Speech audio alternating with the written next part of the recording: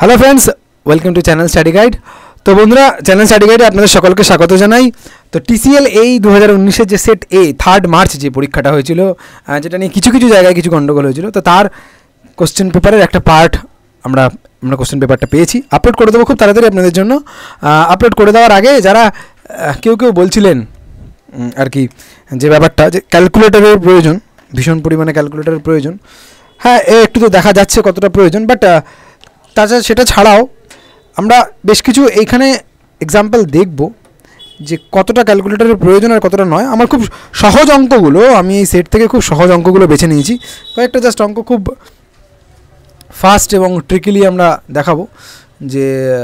You should not use calculator, যেটা বাংলা বক্তব্য। Rail যেই আরআরবি যেই ক্যালকুলেটর দিচ্ছে, ভার্চুয়াল ক্যালকুলেটর এবছর থেকে দিচ্ছে প্রথম, বাট বিভিন্ন এক্সামের জন্য ক্যালকুলেটর যতটা কম ব্যবহার করা যায় ততটাই ভালো, এটা আমার মনে হয়, এবং খুব ফাস্ট ট্রিকড। এবং এই ট্রিকগুলো করলে খুব পরীক্ষার হলে খুব তাড়াতাড়ি স্কোর যেটা স্কোর মানে যেটা নাম্বার র্যাঙ্ক, কারণ এদের ইন্টারভিউর মার্কসটা কম থাকে, ওয়ারাস পিএসসির ইন্টারভিউ মার্কসটা পুরোটাই, ইনফ্যাক্ট পিএসসিতে ইন্টারভিউটাই ডিসাইডিং ফ্যাক্টর, যেটা হয়ে দাঁড়ায় পিএসসি ইন্টারভিউটাই ডিসাইডিং ফ্যাক্টর। ইন্টারভিউতে যা হবে তাই, সেই নাম্বার কী পেলো এটা পিএসসির কাছে খুব একটা ইম্পর্ট্যান্ট হয় না, বাট ওয়ারাস ডিসিএলের কাছে নাম্বারটা অনেক ইম্পর্ট্যান্ট হয়ে দাঁড়ায়, কারণ এদের ইন্টারভিউর মার্কসটা খুব বেশি থাকে না এদের হাতে। তো কতগুলো দেখে নেবো, কতগুলো কোশ্চেন আমরা একদম সহজ কোশ্চেনগুলো নিয়েছি, আমি কোনো কঠিন কোশ্চেন নেইনি, আমার মতো ইচ্ছেও ছিল না। তো সেগুলো খুব তাড়াতাড়ি কী করে করা যায় কতগুলো দেখবো, পিডিএফটা আপলোড করে দিচ্ছি, তাড়াতাড়ি দেখে নিই কোশ্চেনগুলো কী করা যায়। এখানে একটা কোশ্চেন বলেছে a 20 pole 30 hertz alternator is directly coupled, মানে শ্যাফট কাপেল করা আছে to and is driven by a 60 hertz synchronous motor, একটা 60 হার্জ সিঙ্কোনাস মোটরের সাথে ড্রিভেন করা আছে। The number of poles for the synchronous motor is, ঠিক আছে, সিঙ্কোনাস মোটরের নাম্বার অফ মোটরটা কী, মানে নাম্বার অফ পোলটা কত হবে, ঠিক আছে। তো এখানের ক্ষেত্রে যে ছোট্ট একটা ফর্মুলা ইউজ করবে সেটা হচ্ছে 120f/p, ঠিক আছে, দুটোর 120f/pটা সমান হতে হবে, বাস এইটুকুনি। তো অল্টারনেটরে 120f কত ছিল 30, আর পি কত ছিল, পি ছিল 20, তাই তো, পোল 20 30 হার্জ, আর মোটরটা হচ্ছে 120f, এফ কত ছিল, এফটা বলে দিয়েছি কি, এফটা বলে দিয়েছে 60, ঠিক আছে, পিটা কিন্তু জানি না, বাস পিটা আননোন। 120 কেটে গেল, 30 60 2, তাহলে পি ইকুয়ালস টু 40। এই অঙ্কটা করতে খুব বেশি হলে 30 সেকেন্ড সময় লাগে, ঠিক আছে, not more than 30 seconds, not more than 30 seconds, okay. চলো আমরা দেখে নিই আরও কয়েকটা অঙ্ক। এটা কি বলেছে, এটা বলেছে 4 pole 3 phase induction motor is running at 4% slip at full load, the speed of the motor is 720 rpm, the supply frequency কত, এটা জানতে চেয়েছি, তাই তো। কোশ্চেন নাম্বার 15-তে আছে পিডিএফটা আপলোড করে দিচ্ছি। এটার জন্য কি আছে, এটা দেখুন 4% স্লিপ মানে কি আছে 96%, ঠিক আছে। তো 96% মানে কত, যেটা এনআরটা কত 720, তো 96% যদি 720 হয় তাহলে 100% কত, 100% হচ্ছে 750, আর এটাই হচ্ছে আমাদের কিন্তু আরপিএম অফ এনএস, এটা হচ্ছে এনএস, এটা যেটা ছিল সেটা হচ্ছে এনআর, ঠিক আছে, আর এটা হচ্ছে এনএস 100%, তো 720 750 পেয়ে গেলাম। এবার যেটা আমাদের করতে হবে, if the speed of the motor is 720 rpm supply frequency, তাহলে 120f/p, 120f/p, এফটা বার করতে হবে আননোন বাই পি, পি বলে দিয়েছে 4 পোল, ও এটা খুব ডিস্টার্ব করে,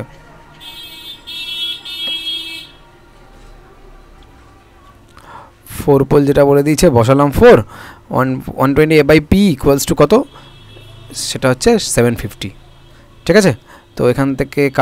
4 দিয়ে 120কে কাটলাম 30, এখান থেকে 0 কাটলাম, 3 দিয়ে 75কে কাটলাম 25, চলো এফ ইকুয়ালস টু 25, ঠিক আছে। 40 সেকেন্ড মোটামুটি, 30-40 সেকেন্ডের বেশি কোনো অঙ্কই এগুলোতে লাগা উচিত নয়, ক্যালকুলেটর তো প্রশ্নই আসছে না। তো যদি আমি সহজ অঙ্কগুলো নিয়েছি, চেষ্টা করবো সমস্ত অঙ্কটাই করে দিতে, ঠিক আছে, একটা সেটে না হোক পরের সেটগুলোতে করে দিতে। এটা কি আছে, এখানে আছে a series RLC circuit is at resonance আর 10 kHz, ঠিক আছে, রেজোনেন্স ফ্রিকোয়েন্সি 10 kHz, রেজিস্ট্যান্স আর ইন্ডাকটেন্স বলে দেওয়া আছে 220 আর 7, what is the value of quality factor. চলো এটা অঙ্কটাও সোজা আছে। কোয়ালিটি ফ্যাক্টরের ফর্মুলাটা কি, XL/R, তাই তো, XL/R, আচ্ছা এক্সএল মানে কত 2 পাই f0l/r, ঠিক আছে। আচ্ছা চলো 2 পাই এর ভ্যালু কত 22/7, তাই তো, এটা আশা করি সবার জানা আছে। f0 10 kHz, ঠিক আছে, f0 10 kHz, একে যদি আমি f0 হচ্ছে 10 kHz মানে 10 টু দি পাওয়ার কিউব, 10 × 10⁻³ আচ্ছা আর কি আছে আর এলটা কত 7 আচ্ছা ইন্টু 7 ওপরে লিখলাম ঠিক আছে এটা পাশে জায়গা হলে দেখা যাবে না আর রেজিস্ট্যান্সটা কত 220 ওকে তো 7 কেটে গেল হ্যাঁ 0 0 0 কেটে গেল 22 কেটে গেল তাহলে 2 × 10⁻³ মানে 2000 ঠিক আছে চলো সি আনসার হয়ে গেল চলো ওকে এই কোশ্চেনটা এবার বোধহয় গেটেও ছিল চলো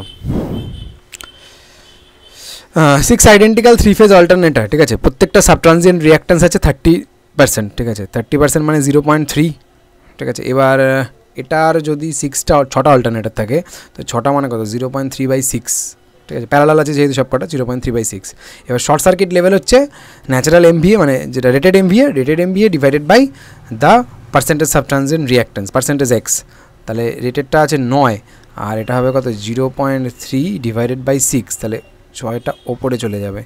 ঠিকঠাক করছি তো 0.3 ডিভাইডেড বাই ওপরে চলে যাবে এবার এটাকে গুণ করব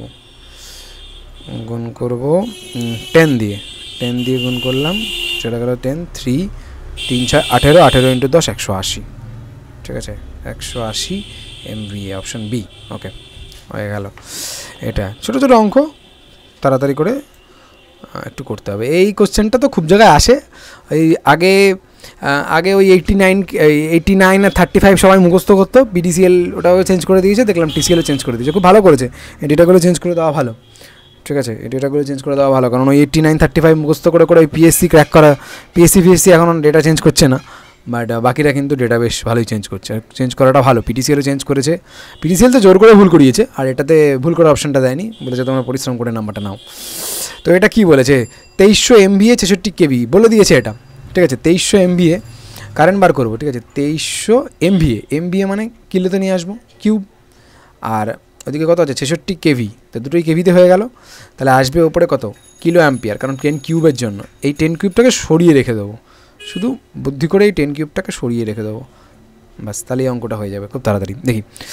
চলো 2300 ডিভাইডেড বাই √3 × 66 ক্যালকুলেটারের কোনো প্রয়োজন নেই ঠিক আছে আমি ক্যালকুলেটার ছাড়াই করছি 1.732 মানে আমি হলে কি করতাম এক্সাম হলে এটা গুণ করতাম 1.732 66 কিচ্ছু গুণ করতাম না 66 অক্ষে 66 ঠিক আছে আর এদিকে 66 6 7 42 6 7 42 42 42 আছে 46 মানে মোটামুটি আসতো 46 ঠিক আছে 6 6 12 2 হাতে 1 4 কে 5 11 112 আমার উইদাউট ক্যালকুলেটর বলছি ছোট মানে অল্প কিছু বেশি আসবে 112 থেকে অল্প কিছু বেশি আসবে 66 কে যদি গুণ করি ঠিক আছে 1.73 যদি গুণ করি 112 থেকে একটু বেশি আসবে এক্স্যাক্ট আমার পক্ষে বলা সম্ভব না উইদাউট ক্যালকুলেটর ঠিক আছে ক্যালকুলেটর করে দেখবেন কত আসবে করে কত হয় জানাতে পারেন কোনো অসুবিধা নেই বাট আমার পরীক্ষা হলে ক্যালকুলেটর নেই আমি ক্যালকুলেটর ছাড়াই করবো তো 112 তো চলো 66 × √3 আমরা পেয়ে গেছি মোটামুটি 112 2300কে যদি 112 দিয়ে গুণ করি প্রথমে দুবার যাবে ঠিক আছে দুবার গেলে কত হয় 224 ঠিক আছে 6 পড়ে থাকে 2300 112 দিয়ে কাটাকুটি করলে 2 দিয়ে যাবে 224 ঠিক আছে 6 পড়ে থাকবে 60 6 পড়ে থাকবে 60 তাহলে তো চলে আসছে আমার কথা 2 পয়েন্ট সামথিং কিলো অ্যাম্পিয়ার 2300 তো আসছে না 20 তো আসছে না অ্যারাউন্ড 224 6 60 যাচ্ছে না ও সরি যাচ্ছে না বলে এটা শূন্য নিতে হয় সরি হ্যাঁ যাচ্ছে শূন্য 600 এলো আচ্ছা 600 যদি আসে 112 600 তো এটাকে 20.5 5 বারং 60 5 বারং 60 5 20.5 সরি 500 5 বারং 60 560 40 ঠিক আছে তো 25 অ্যারাউন্ড আমার অ্যাপ্রক্সিমেট ক্যালকুলেশন এবং কাছাকাছি একটা আনসার আছে অপশন সি দেখুন বাকিগুলো বহু দূরে তো এগুলো হবে না তো এগুলোর আমি একদম সোজা অঙ্কই নিলাম এনিওয়ে বাট টাইম নেওয়া উচিত নয় এগুলোর জন্য তো দেখবো বাকি কী অঙ্ক আছে কোয়ারিজ থাকলে নাম্বারটা বলতে পারেন আমি পিডিএফটা আপলোড করে দিচ্ছি খুব তাড়াতাড়ি আর একটা অ্যানাউন্সমেন্ট আছে আমাদের সেটা হচ্ছে যে আরআরবি যেই এসএসসি যেই ডিসিএল যেই টিসিএল যেই বা পিএসসি যেই যেগুলো সামনে রয়েছে তো সেগুলোর জন্য একটা টেকনিক্যাল আমাদের ব্যাচ স্টার্ট হচ্ছে সবসময় সারা বছরই চলে তো আবার একটা নতুন ব্যাচ স্টার্ট করবো আমরা 17 মার্চ থেকে ঠিক আছে 17 মার্চ রবিবার থেকে করব আর কলকাতায় হবে ব্যাচ সেখানে মোটামুটি আমরা 6 মান্থস একটা টার্গেট নেই, 6 মান্থসের মধ্যে সিলেবাসটা কভার করা টোটাল, আর মক টেস্ট দিয়ে আমরা কভার করি। আর সিলেবাস যেটা ফলো করা হবে সেটা হচ্ছে আরআরবি জেইতে যেটা আছে বা এসএসসি জেই যে সিলেবাসটা আছে বা টিসিএল জেই যে সিলেবাসটা আছে, শুধু টেকনিক্যাল পার্টটা, পুরো টেকনিক্যালে যা আছে আরআরবি জেই সিবিটি 2, ঠিক আছে, এই পুরো সিলেবাসটা কভার করা হবে। এবং those were interested 6 months time mock test নেওয়া হবে। মক টেস্টটা সাবজেক্ট বেসিক নেওয়া হবে যাতে ইমপ্রুভ করা হয়, মক টেস্ট না নিতে ইমপ্রুভ করা যাবে না। আর ভুল ভ্রান্তি কী আছে সেটা দেখতে হবে, এগুলো একটু খুঁজে বার করতে হবে। তো 6 মান্থস টাইম, যদি কেউ ইন্টারেস্টেড থাকেন তো আমাদের মেলে যেটা ইমেল আইডি দেওয়া রয়েছে, ঠিক আছে, studyguideforall@gmail.com কন্ট্যাক্ট করতে পারেন। ক্লাস স্টার্ট হবে 17 মার্চ থেকে। তো দেখতে থাকুন, বাকি আনসারগুলো এটা আমি করে দেবো, ঠিক আছে। টিসিএলে বাকি আনসারগুলো কোশ্চেন থাকলে বলবেন, আমি অঙ্কগুলো করে দেবো, থিওরি নিয়ে কিছু আলোচনা করবো না, শুধু অঙ্কগুলো করে দেবো। And thank you for beings and staying updated with us.